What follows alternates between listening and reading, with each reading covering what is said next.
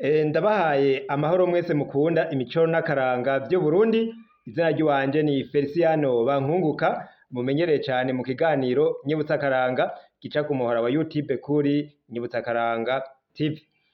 Igikorwa ni ca kindi nyene, ni kwama turiko turasesangura imico kama y'Uburundi kugira ngo turabe ivyiza vyarimwo, tubandanye tubigenderako. Nk'uko maze imisi ndabikora, turaca turaba isano riri hagati y'imico kama y'Uburundi hamwe n'iri jambo ry'Imana dusoma mu bitabu vy'ubu, kuko hariho ababona yuko imico kama y'Uburundi ata kibanza yoba ifise mu Burundi bwa none, bakabona yuko kumbe kwari ukwihenda, imico ata kamaro yari ifise, ati ubu ni ugukwirikira ijambo ry'Imana. Jeho rero maze imisi ndabereka yuko imico y'ikirundi uko yari yubatswe harimwo ukuboko kw'Imana. Twarabona yuko bari bafise ingendo yubahiriza zina muntu, naho batari bafise ibitabo ngo basome ijambo ry'Imana nk'uku tubikora ngo tuje mu masengero. Nabo nyene naho bataje mu masengero basengera mu bitabo canke bagasenga babicishije ku mwami Kiranga. Nabo nyene mu bikorwa vyabo vyarabonekana yuko harimwo Imana. Imico yabo uko yari yubatse yaratumbereza ubuzima kugira ngo abantu baroranirwe. Naraberetse mu kiganiro giheruka uruhara rwa Kiranga mu kunywanisha umugabo n'umugore batase mu rugo. Mwabonye Kiranga yarafise uruhara, iyo umugabo n'umugore bashwanye yaraza akabasubiza hamwe, umwe wese akavuga ico apfa n'uwundi, hanyuma Kiranga akabasubirira akabahuza bakanywana. Urumva yuko ico cari igikorwa gihambaye co guhuza abantu, kandi utavuga ngo nuko barinze kuja mw'isengero kanaka. Imigani yabo yarahamagarira ivyiza, gukora ineza, ntihabe kwankana, ntihagire uwunyaga utw'uwundi. Iyo yose yari imico myiza. Inyosha mbi ntizobura kuza, niko n'ijambo ry'Imana rivuga, ariko haragowe uzana ivyo bisitaza. N'ahandi rero uciye kubiri n'iyo migirwa ya kera, wasanga hariho ibihano biboneka yuko umengo biramurindiriye, bukwi na bukwi, canke muri kazoza hariho imiziro, ukabona yuko uwuzorenga uwo muziro azohanwa mu buryo ubu canke buriya. Ate n'abantu bamuhanye ukamengo Imana iramubona, izomuhana, ikazohorera uwo muntu. None rero uyu munsi tugomba tuze ku muco wo hambere wabuza kwica. Umuco wo hambere w'ikirundi warabuza kwica. Baca babihera hehe? Baca babihera hasi kuva umwana akiri mutoyi, baramwigisha kugira ngo abandanye yubaha ubuzima, akure yubaha ubuzima bwa kiremwa muntu. Bakamwigisha ko kizira gukubita mugenzi we, kumucisha umucanwa hejuru, kuko babona yuko ushobora kumuturira. Bakavuga yuko kizira gucisha hejuru umucanwa, nk'umuntu wicaye ugaca urahura igishirira ugacisha hejuru yiwe, eka mbere no mu mugongo. Ivyo vyarazira. Hakaba n'ibindi baca berekana yuko kizira no kwica n'agakoko na gatoyi. Bakamwigisha ati niwica igikere canke ukica umuserebanyi, nyoko azocika amabere. Ugaca uraba ingene umwana kuri nyina ingene bamukunda, ingene ashobora gucika amabere, umwana akabona yuko yoba ahomvye. Ivyo vyose nivyo bamwigisha akiri muto. None imico kama y'Uburundi ntimwumva yuko yayubatswe neza? Carazira kwica hakiri kare. Hama rero n'uwukuze rero agaca amwereka ati kwica ni bibi. Kwica rero irindi mvugo kwari gukora amaraso. Iyo wishe umuntu waba ukoze amaraso. Carazira gukora amaraso mu mico y'ikirundi. Bo bavuga ngo ntaho bavuga yuko baca bakwica, eka vyerekana yuko iyo mico wewe nyene uzogira ingorane mu nyuma biciye kw'ico kibazo kibi, kw'ico kintu kibi ukoze. Bavuga ngo amaraso arahuma. Amaraso arahuma. Ni ukuvuga wishe umuntu wewe naho atawuba yakubonye ngo hagire ikindi gihano kiba kw'ico gihe igihugu ico gitegekaniriza uwishe uwundi, haraba yuko wewe imico y'ikirundi yarerekana yuko wewe mu nyuma uzogira ikibazo, bavuga ngo arahuma. Uwahumiwe rero ntabagikora ivyo abandi bakora, ntabagikora ibiroranye, hamwe yarabaye umusazi, ntakifise ubwenge buri ku gihe butonze, eka n'ayandi marushwa yose azomushikira, ugasanga umuntu arangaye aromotse, ntakiri mu gihugu c'abandi. Ubuzima rero ntibukiroranye kuri wa muntu akora ivyo kwica abandi. Urumva rero ko abarundi bavuga ati kirazira kwica, kirazira gukora amaraso. Iyo yari imico y'ikirundi.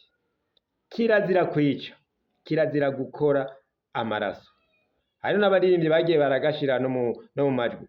Uwishe wasahuye uwo yaramenje. Kwica umuntu kwari ukumenja. Kumenja naho hariho ibihano bitegekanijwe gukora nk'ivyo, ariko ugaca byumvikana yuko n'imico vyerekana yuko ushobora kuzogira ikibazo, naho atawo guhana wowe uzogira ikibazo mu nyuma. None rero uko niko imico yari itunganijwe. Utaronse igihano, imico nyene yarekana yuko uzogira igihano cizanye, ugapfa nabi, ukangara, ntubugitunga ngo utunganirwe. Abantu bakavuga ati urya yarakoze amaraso, kandi ya maraso yaramuhumiye. Urya yarakoze amaraso niwe yishe naka, none yarahumiwe, ntakivuga ivyo abandi bavuga, utwakoze byose vyakoze byose ntibirimwo umugisha. Nuko tuze rero mu ijambo ry'Imana. Ubu rero turahimizwa cane kuja mu nzira Imana idutegekaniriza mu buryo bw'ubu. Duca mu masengero bakatubuza kwica, bakatubuza gukora amaraso. Ego none rero reka tubisome mw'iri jambo ry'Imana, duce tunywanisha rero. Twumve rero bamwe bavuga ngo imico y'ikirundi nta kibanza gifise, ngo nta gukerakera mu vya kera, ariko urumva yuko vyari bifise akamaro. None kubera iki tubirondera? Kuko twumva yuko nitwanywanisha ya mico yacu ya kera hamwe n'ijambo ry'Imana, tuzorushirizaho kuba abarundi buzuye. Ko tutagisengera kuri vya bitabo canke ngo tuje gusengera kuri ya mabuye nyabavyeyi. Reka ubu tuja mu masengero duce turaba ingene twonywanisha ivyo bibiri. Ya mico kama imwe batwibwira ati kirazira kwica, ntiwice, ntukore amaraso, n'iri jambo ry'ubu. Iri jambo ry'Imana mbega rivuga iki? Reka rero mwebwe rero muzingurure ahari amabibiriya yanyu, muyakire.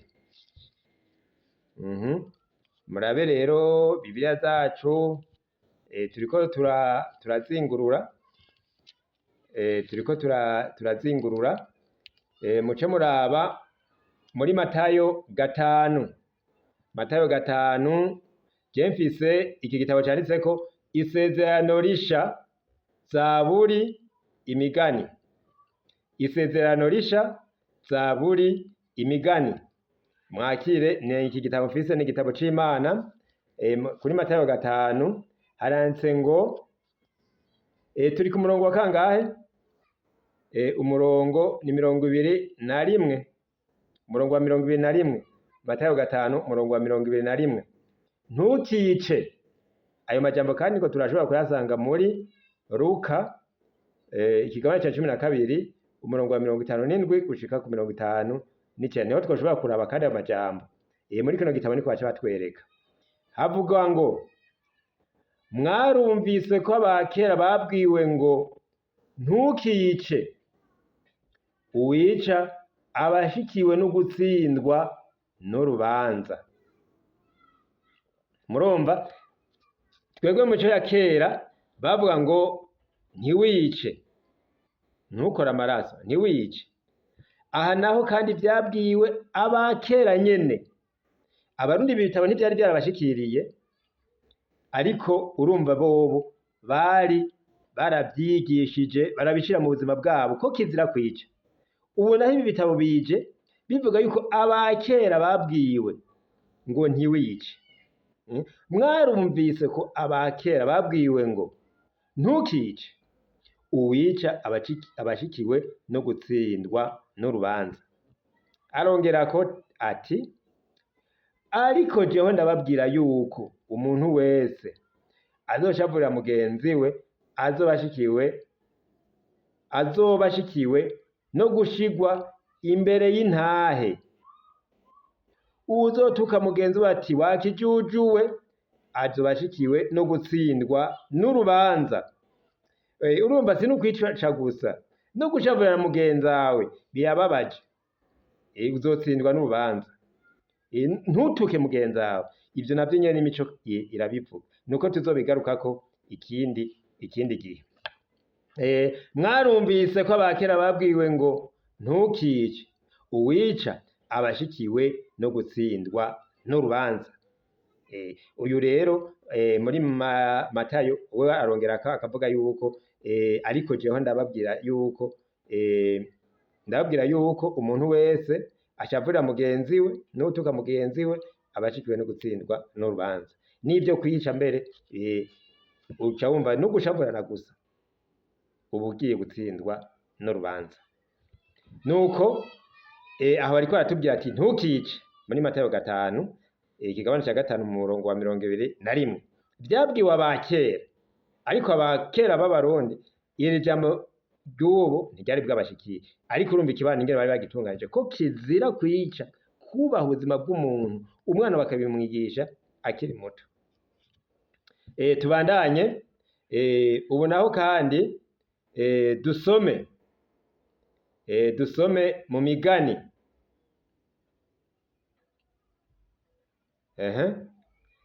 Dusome mu migani turi mu kigabane ca 28.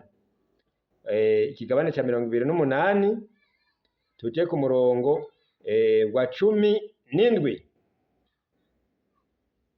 Havuga hati umuntu ariko amaraso y'uwundi azokwama ahunga arinda ashika ikuzimu, ntihazogire uwumubuza.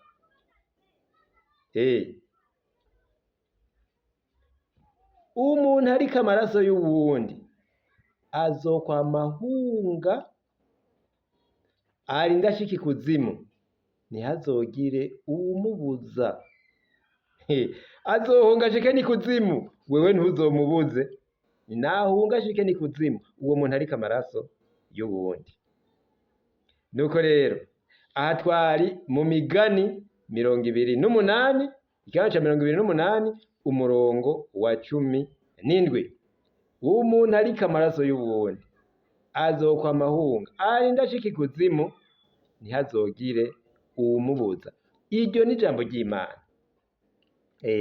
Abarundi rero bo hambere baravuga bati kirazira gukora amaraso, umuntu agumane iminwe idatyoye, niko babivuga. None rero ubu rero turi muri ya ngingo dusoma ibitabu, abantu baja mu mashengero atandukanye bakama bariko barigishwa.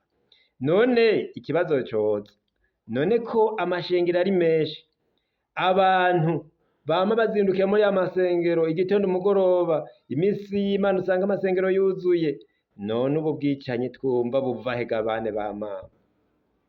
Ninde yonyishura? Ariko kera warumva yuko Uburundi babuvuga ngo ni igihugu c'amata n'ubuki, ariko ijambo ry'Imana ryaraje, ibitabo ni vyinshi turasoma.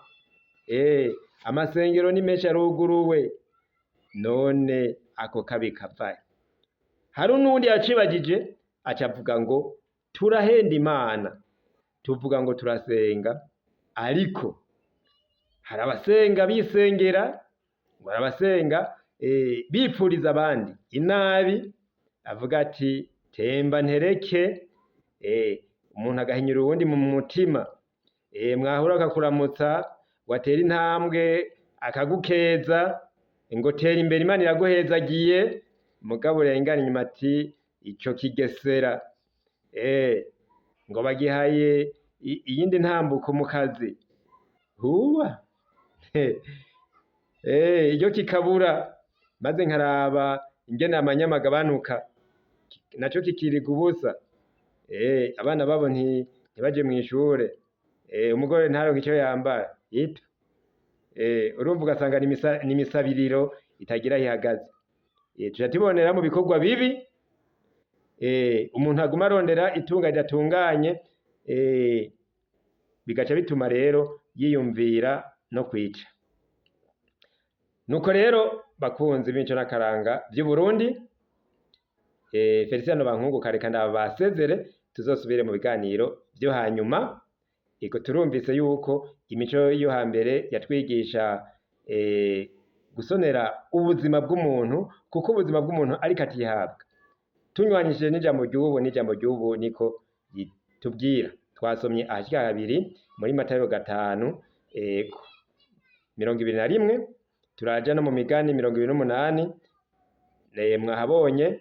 None rero reka ndabasezere, ndabatumira yuko namwe iri jambo twumvise ry'Imana mworigendera, mukagendera n'imico kama yacu y'ikirundi, kuko turumva yuko itagiye kubiri, yose ija hamwe. Imico kama yacu rero tuyigweko, tuyibutse n'abandi batayizi, tuyibutse abayizi, abatayizi nabo tuyibamenyeshe, kuko urumva hamwe twoyigumya yoba itugiriye akamaro, twokubaka igihugu ciza, nejo tukirata tuvuga duti Uburundi ni igihugu c'amata n'ubuki, mbere tukanatamba kumwe kwa bakera bavuga ati shaza Burundi ntiwigeze ugwa mw'isanganya, ntiwusubire kutugwana mw'isanganya. Duhinduke rero, duhindukire tuje mu nzira nziza, ntidusubire kwiyumvira kugirira nabi umuntu n'umwe, ngo tuzohave tugira nk'uko ijambo ry'Imana rivuze ngo uriko amaraso y'uwundi azokwama ahunga gushika ashike kuzimu, kandi ntihagire uzomutangira, ntihagire uzomubuza. Nuko rero umwe wese yubahwe mu vyiwe no mu biwe. Jewe tuzosubira mu biganiro vyo hanyuma, mugire amahoro.